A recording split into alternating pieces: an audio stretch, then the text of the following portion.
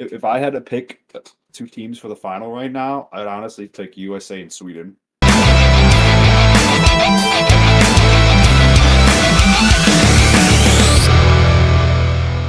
Welcome back to another episode, you beauties. I'm Zach, joined as always by Preston. Unfortunately, no Jesse today because he is busy. However, though, we're still bringing a new episode. All right, so I want you to go off on the Sabres because they blew a 4-0 lead last night. The worst lead they've blown on home ice, second time in franchise history. They blew a 4-0 lead. They lost in regulation to the Avalanche, by the way. Pathetic. Absolutely fucking pathetic. So we're both lifelong Sabres fans. They haven't made the playoffs since I was like fucking 12 years old. And it's going to be another year this year. This team ain't making the playoffs. They don't have the mental makeup to even win a fucking regular season game when they're up 4-0 after the first period. I get you're playing the Colorado Avalanche. You have a really, really good top six. Their bottom six isn't anything great. They have good defense, but their goaltending's dog shit. You chase the goalie in the first period, because Georgiev was playing like shit. And then you put in fucking Scott Wedgwood, who is not much better than Georgiev, and you make him look like a Hall of Fame goalie, and then you just completely blow it. Like I don't fucking get it. Like I wasn't expecting them to shut out the Avalanche. I was expecting the Avalanche to put up a fight, maybe score another goal or two, make it close. But in the NHL, in any level of hockey, if you are up 4-0 after one period, like the first period, you should win that game. I do not care. I don't care if the NHL fucking mites 7-year-old kids playing. That's like almost an impossible lead to come back from. And after the first period, it even looked like the Sabres were trying. It was pathetic. Utterly pathetic. Yes, and I watched the first period plus a little bit more because I had stuff to do, so whatever. So I turned it off after the Avalanche scored their first goal. Well, you probably thought they won after the first period. I did. Like even it showed like towards the last 5 minutes of the first period, the Avalanche were controlling the pace of play. And when I was watching, I was thinking, I was like, you know what? The top dogs, McCarr, Rantanen, and McKinnon were out there for the last 2 minutes of the first period. It's probably because the best players on the Avalanche are on the ice. No, they rolled 4 lines for the second and third period, and the Sabres they stopped skating. They gave up. And what's crazy to me, too, is that Golden Nathan McKinnon, we're going to call every single fucking player that possibly outside of UPL. Because Dylan Cousins, what the fuck happened to you? Jack Quinn, you forgot how to play completely hockey. Useless. Right, he's just a body at this point. And then, oh my God, dude. I cannot get over the fact that Connor Clifton had a fucking assist on one of McKinnon's goal. I think it was his first goal. A pizza pass. Yeah, he gave it right to him, You might as well play for the Colorado Avalanche at this point. You might as well. Like, this is inexcusable. Like, you're an NHL team. It's not that it was just 4-0 after the first period. It was 4-0 12 minutes into the goddamn hockey game. Like, that goes to show that you're not a playoff team. Playoff teams shut the door. Even if it shows you you're not an NHL team. Right. Even the worst team in the league, which might be the Sabres now, doesn't do that. Right. Like I said, I get you're playing the Colorado Avalanche. I get they have Nathan McKinnon, Mikko Rantanen, Cale Makar. They have really, really great players on that team. But you're up 4-0. I don't give a shit. Colorado, credit to them, they didn't give up. They kept pushing. And they probably saw the Sabres were giving up, and they were like, fuck them. What we're doing, they're letting us do whatever they want. The only player on the Sabres to give a pass line is Ukko-Pekka Luukkonen, because honestly, the Avs probably should have scored 7 or 8 goals. Dude, he had multiple saves that he went from post to post and got his paddle on. Yeah, did a full split, robbed Casey Middlestat. I think he robbed Mikko Rantanen. He ended up scoring on the rebound because he was stuck in a full split. I don't know what the fuck he's supposed to do. The defense isn't there boxing anybody out. The defense, Dahlin got hurt, didn't play in the third period, but they're not physical. They hit people on the wall, but in front of the net when they're battling, they don't tie guys up, they don't box guys out. Owen Power, he's like fucking 8 feet tall. He does not touch anybody. He just, I don't know what his deal is. Like, dude, I get you're not a physical player. You're not crushing people, like roughing people up on the boards. That's okay. You don't have to do that. But you're in front of the net. You got to tie your guy up and win that battle. So give your goalie some help. We're not.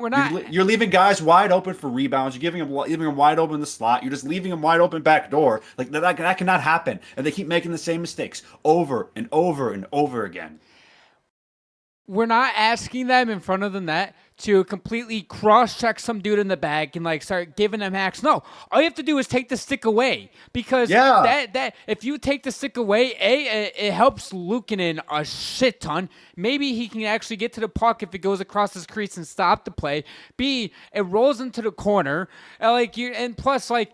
Even if you don't get inside positioning on your guy in front, try to get something to impede his shot to make it a worse opportunity than him getting the puck in front of the net and banging it home. Because frankly, this isn't Bantam where if you're in front of the net, they don't have a great shot. These are NHL fucking players, and if they get the puck in front of the net uncontested, they're gonna bang it home 9 times out of 10.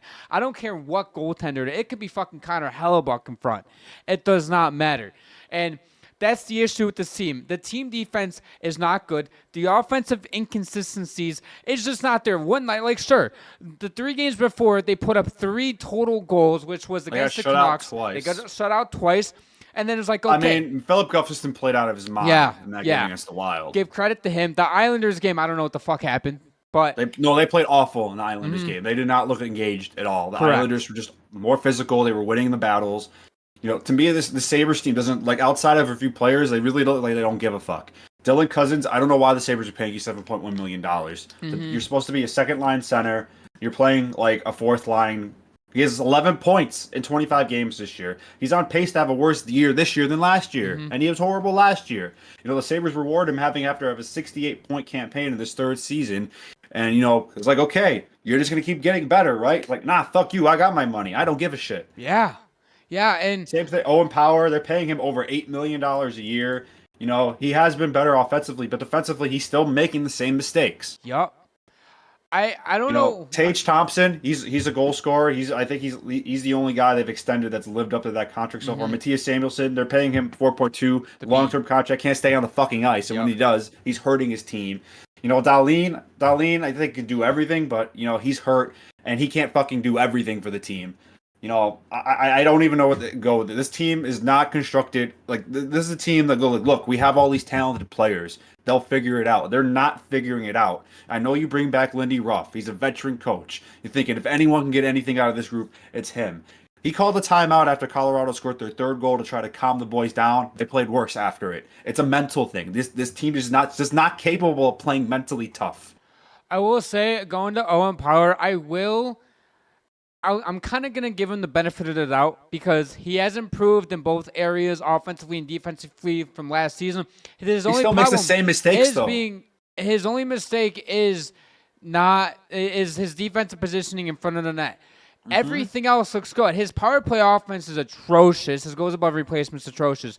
But frankly, his even strength, offense, and defense is pretty solid. I'll take that any day of the week. But like you stated, it's the same mistakes. If he can just learn how to just play the body and limit chances in front of the net, he would honestly be one of our best defensemen. He's 6'6". He is one of the tallest players on the ice every single night.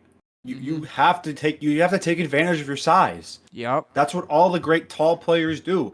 You're all very offensively gifted. You have good hands. You have a good shot. You have very good offensive awareness. Just good awareness in general on the ice. You got to box your guys out. You got to tie your guys up in front of the net, and that's just not him. It's the whole defense in general. I don't know if that's their deceptive structure and they're trying to move around a lot, but it's hockey 101 when you're playing defense and the puck's on your opposite side of the ice. You're standing in front of the net, watching back door, and if there's a guy in there, you're tying him up and taking him out of the play and helping your goalie out. If he's trying to screen your goalie, you're pushing him out of the way so your goalie can see. If he's standing back door, you don't have to tie him up necessarily. Just stand around him to make sure they can't feed the puck through him. And if the puck does switch to your side of the play, either tie your guy up in front of the net or follow the guy in front and hope your defensive partner goes back in front of the net. It's super simple hockey, and they just keep making the same mistakes over and over and over again. Kevin Adams is done. I don't know how this is a fireable game in my opinion. The Sabres, they played they somehow swept the West Coast trip. They kind of got lucky. They were down in all of their games by multiple goals, I believe. Except for the LA game, that was just a boring ass game. No one could score. Yeah. They were down 2-0 to Anaheim, down 2-0 to San Jose. They ended up coming back in both of those games, but you're playing 2 of the bottom feed teams in the league. You come back home. You have this is how they kick off a 5-game homestand. They play the Jets tomorrow. L. They play Mm-hmm. Utah on Saturday.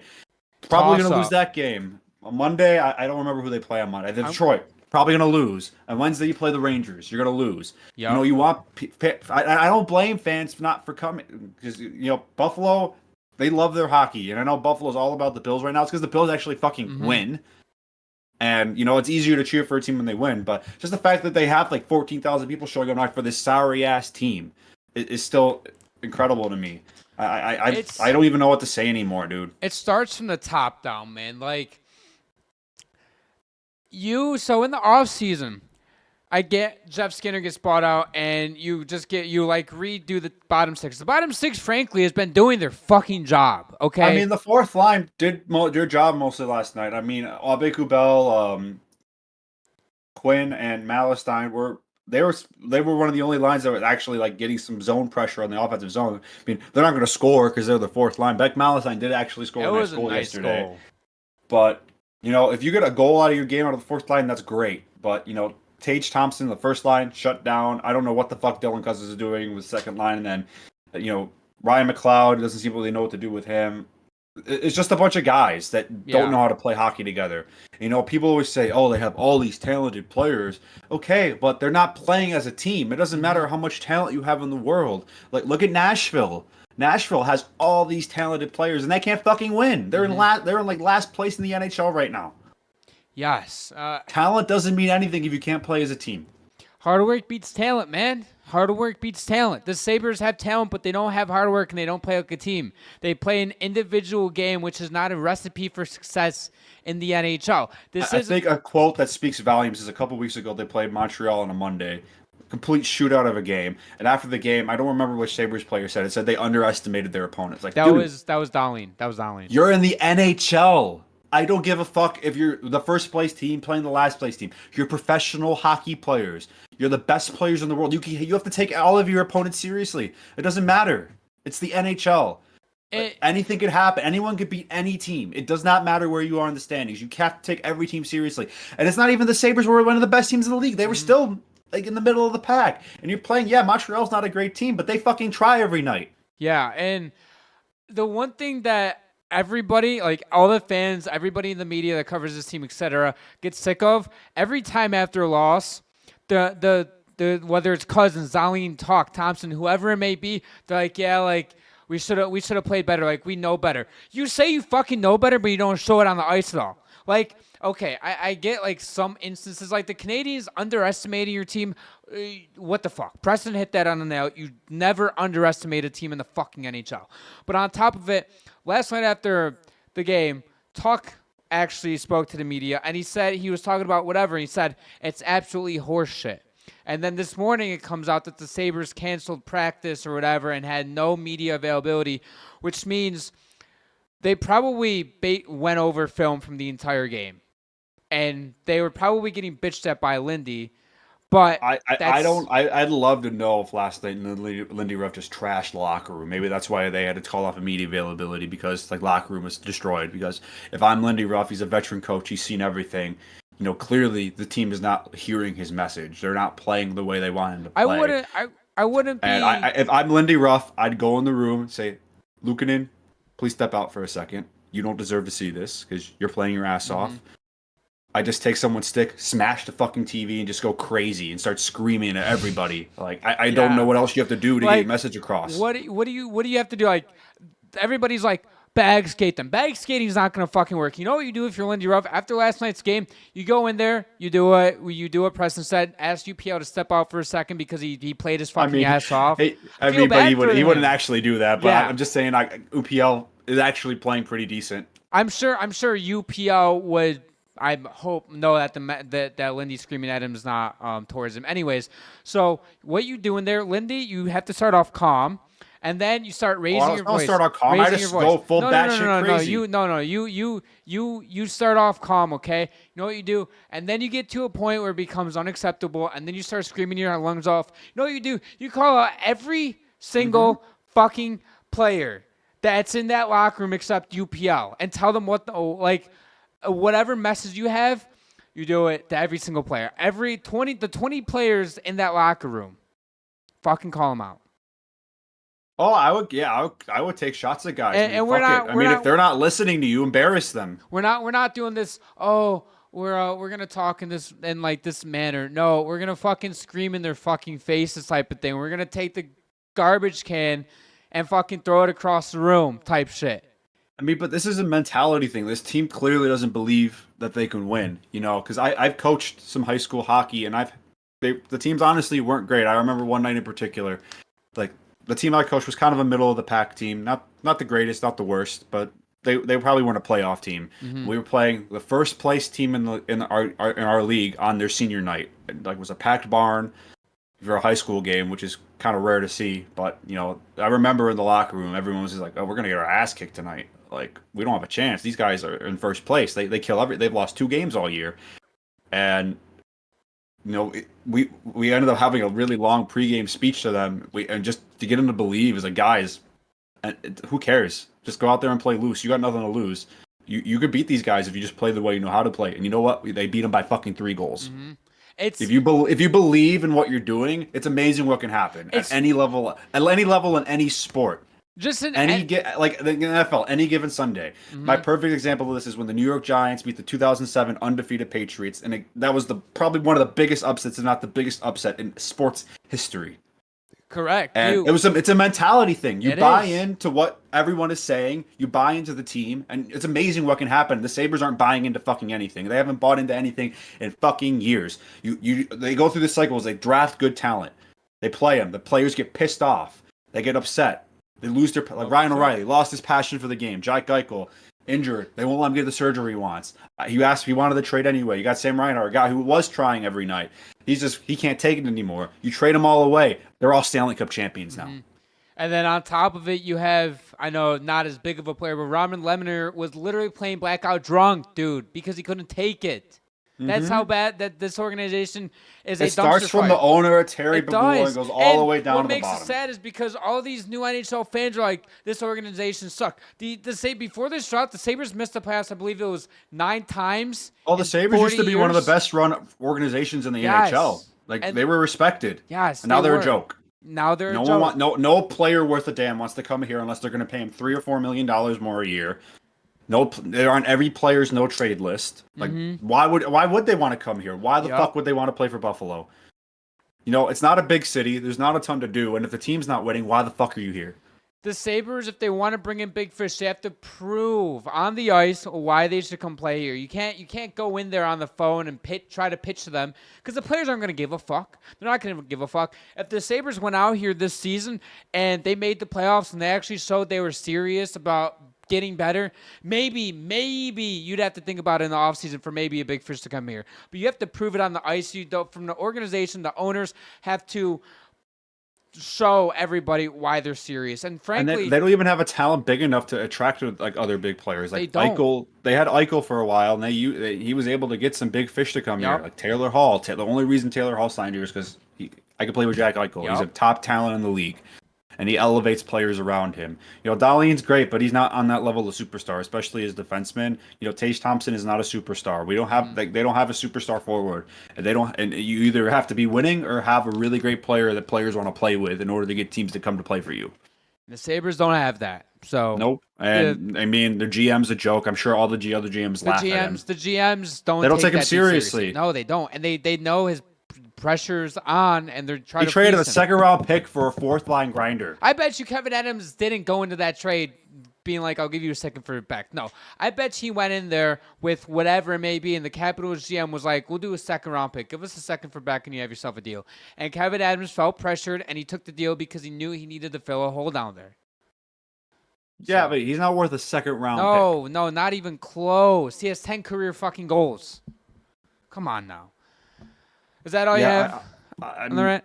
I mean, I'm done with this team. Yeah. I don't even know what else to say. It seems a fucking joke. Until they prove otherwise, the Buffalo Sabres are probably the second biggest joke in professional sports. The only team that's a bigger joke than them is the New York Jets. And the Sabres are giving them a run for their goddamn money right now. Yeah, I mean, at least we don't have Aaron Rodgers going on fucking darkness retreats. That's true. So, I don't know how many people skipped that because that was a 20-minute Sabres rant, but people are now here how to get it out. for the Four Nations roster reveal. Now you're good. Okay. So, we're gonna start with Team Canada, and let me bring it up. So we're gonna react to it ourselves, and then we're gonna do a snub from each. So if you guys want to pause the video, we're not gonna have this up all the time. Here's the roster for Team Canada. As you see, Bennett, Cirelli, Crosby, Hagel, whatever. What is one surprise from Team Canada's roster that you really have at the moment? I mean, I would say it's probably. I was kind of surprised that Connor Bedard was on the team. I mean, Mm-hmm. I get he's not having the greatest year. I was kind of surprised they went in with 3 Lightning players. I mean, Braden Point deserves to be in the team. Sorelli could be a good fourth line center, Yeah, and Brandon Hagel is kind of the probably the biggest surprise out of that forward group is Brandon Hagel. I mean, the rest of the forwards are pretty no they're pretty brainers. stacked. Seth Jarvis was a little bit of a surprise, but not a huge one. I mean, defensively, Colton Parayko being there was a little bit of surprise, but and goaltending, I mean, they didn't really have a lot to choose from. Yeah. Um, Sam Matsubo is the obvious third goalie. I mean, who do you think starts, Aiden Hill or Bennington? You know what? I think it, I think it's gonna come down to who plays better in like the preliminary stuff, whatever. If there even I is have a any. feeling it's going to be. I don't think. I think it's just to happen right into I think it's round robin, and then yeah. I then don't know how it's going to work out. I think they all play each other once, and then it's just a bracket, and yeah, I think you're right. You know what? Something's telling me Jordan Bennington. I think Aiden Hill will start. Really? Okay. Yeah. I mean, I don't think Sam Montembeau is gonna get a ton of time, a ton of looks. Um, but I I mean, mean, honestly, I think this Team Canada team's pretty weak. I thought it was going to be stronger than what it is. Like, truthfully, like when we did our roster predictions over the summer, like I know there's no Evan Bouchard. It's a good thing they have a bunch of really high end forwards: Sidney Crosby, Nathan McKinnon, Connor McDavid, Sam Reinhart, Yeah, because they're going to need to score a lot of goals, yeah, I'm so. especially with the goaltending.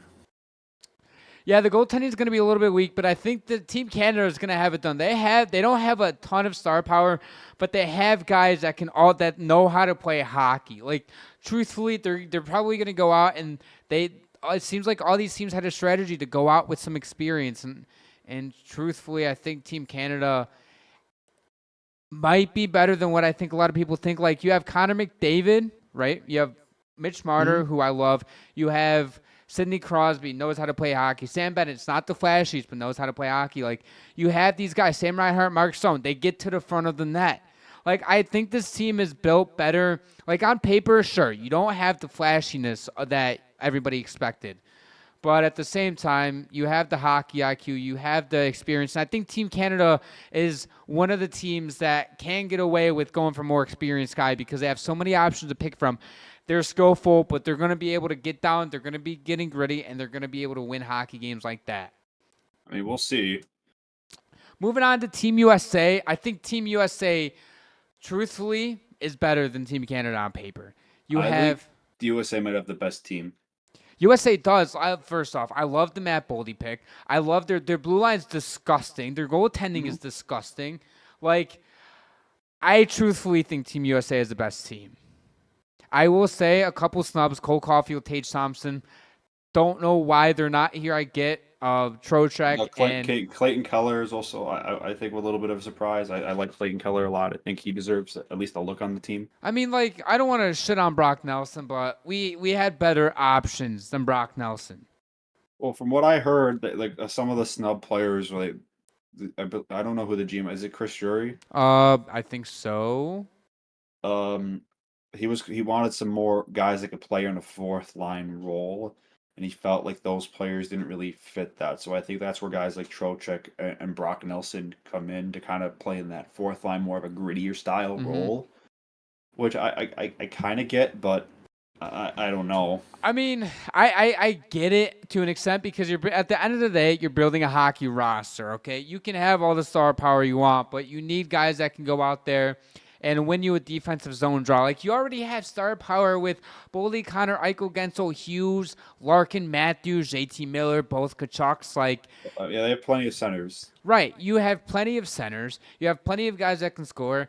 I mean, you come in and get Trocheck, Brock Nelson, and then you have Chris Kreider, like that could be your fourth line right there. Like I think that's suitable. And then the blue line, dude. The blue Blue line's line, disgusting. Yeah. disgusting. Faber, Fox, Hannafin, Quinn Hughes, McAvoy, Slavin, and Wierenski, all guys we expected. Like, not even sarcasm. That blue line is disgusting, and then the goalies with Hellebuck, Ottinger, and Swayman, just like how everybody expected. Connor Hellebuck's going to be the starter no matter what. Team Oh USA yeah. might go undefeated right now.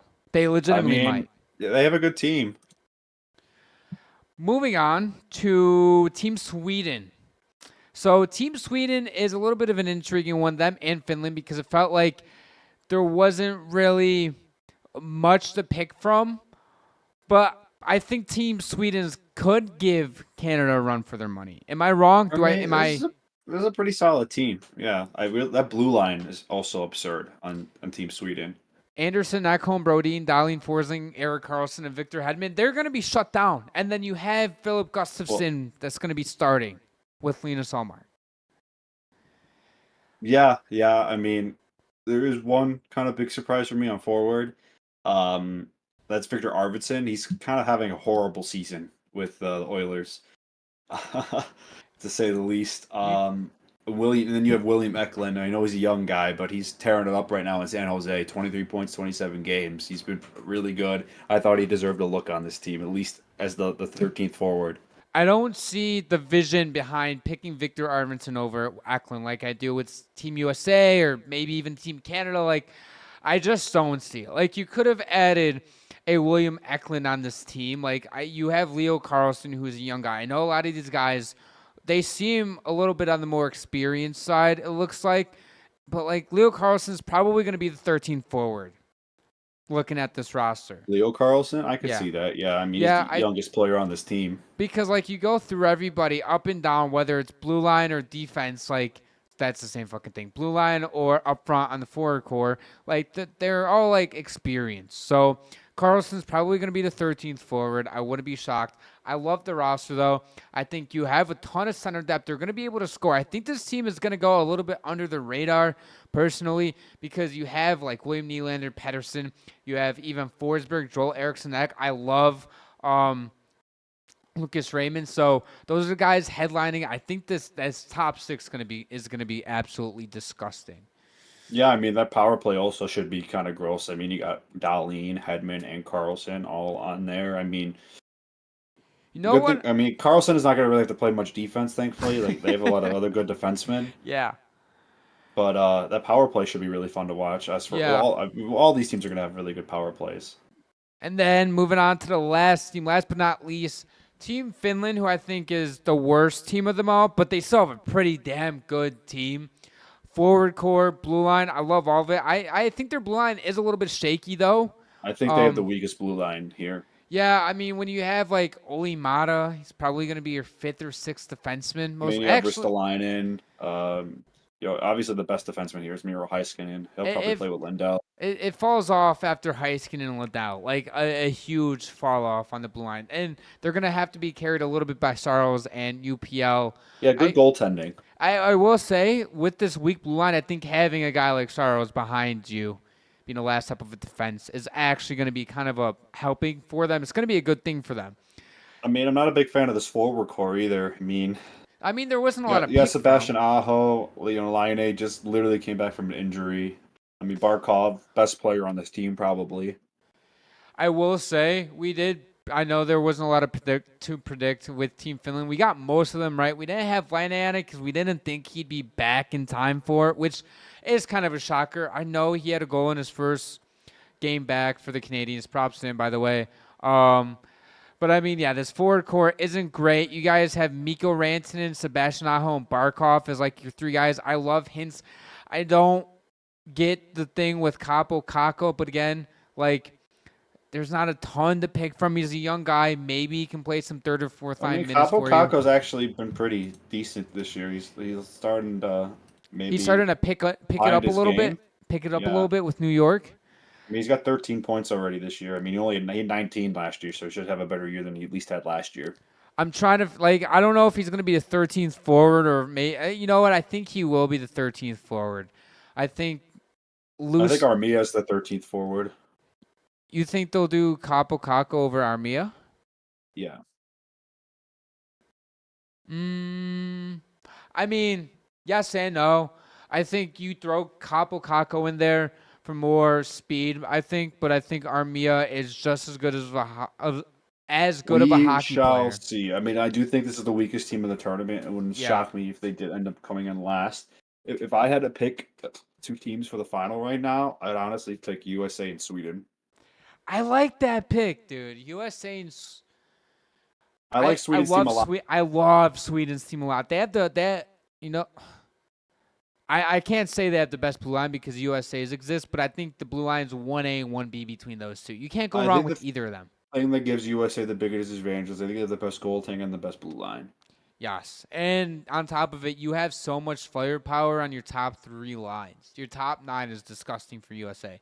I think USA goes out and goes 3-0 in the round robin, plus sweeps the semis and then the finals, whatever. Unless they throw in a. No, they can't throw a quarterfinal in there. Um, I The only team out of the four that would surprise me if they won probably would be Finland. I mean, you can't ever count Canada out, especially with all the greatness they have on that roster. But I do think Finland is hands down probably the weakest team, and they're still great. Don't get me yeah. wrong. I'm not saying they're bad, but just compared to the other rosters, they'd surprise me the most if they ended up winning the tournament. I wouldn't be shocked if Sweden, U.S., or Canada ended up winning the entire thing. I'm picking the U.S. I think the U.S. should be favorites. Yes, they I think they should. have the strongest roster. Yes, and if Finland goes out and surprises people and wins the entire thing, you know what? I'll be happy for them. I'm just trying to watch good hockey. I'm not picking a Hmm. favorite team. Obviously, I'm rooting a little bit more for U.S. because I am Oh from the yeah, U.S.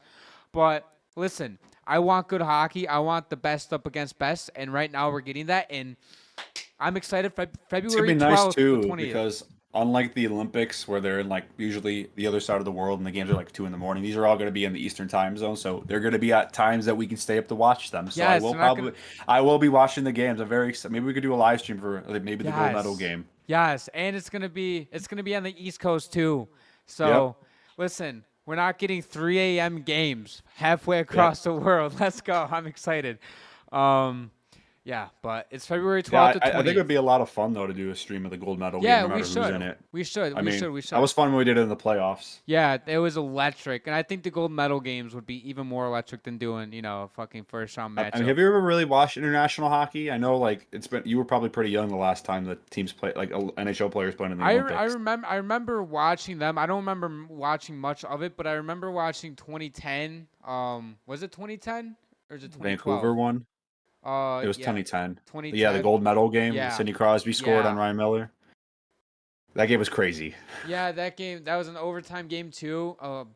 That I don't remember anything from that game except what I've seen highlight wise because I think I was like 9 years old or I just turned nine, whatever like that. I was at a friend's house and because it was in Vancouver, so the game Yeah. was like at a reasonable time here in the East Coast, and I remember everyone in the house was going crazy. And Ryan Miller, especially because we're all Buffalo fans, we were rooting really hard for Team USA and Ryan Miller ended up winning MVP of the Olympics. That might be the one of the best performances we've seen a goalie have in the Olympic hockey. I'd argue the only one that might have had a better one was Dominik Hasek Yep. when he won a gold medal with Czech, which Yep. is still one of the biggest probably Ridiculous. upsets in Olympic history. Yeah. Another big memory I remember having is watching the shootout between USA and Russia in the 2014 Olympics where Oshie scored like fucking 7 goals. I remember that like it was I will say I remember that like it was yesterday. That was crazy, and he kept coming back up, and then the commentator was like, "Oh my God, he's back!" Dude, did you hear the story that OC is told about that?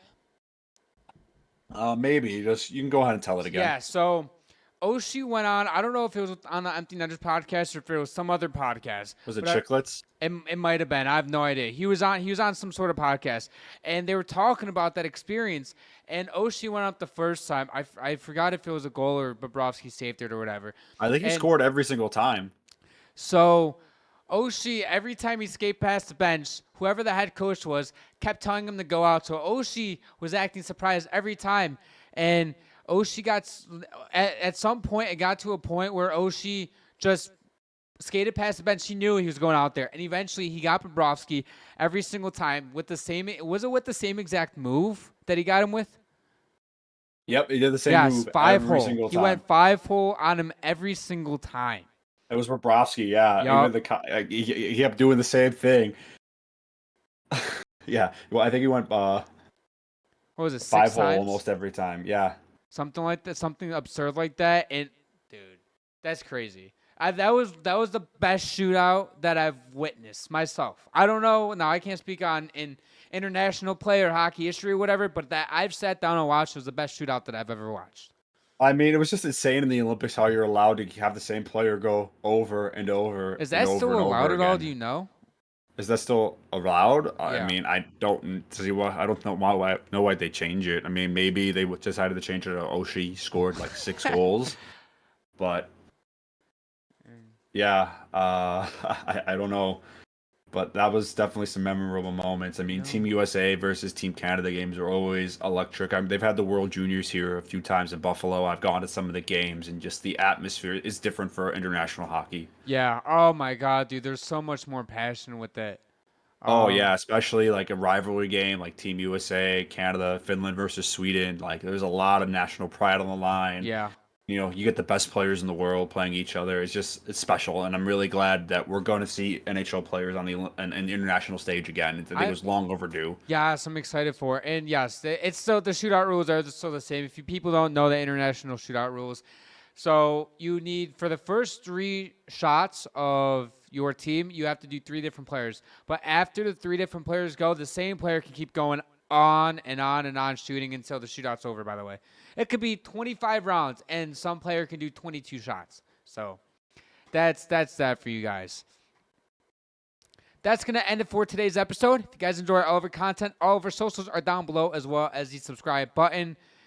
As well, if you guys are listening on Apple Podcasts and Spotify, go ahead over to our YouTube, subscribe for more exclusive content. We'll see you guys in our next episode.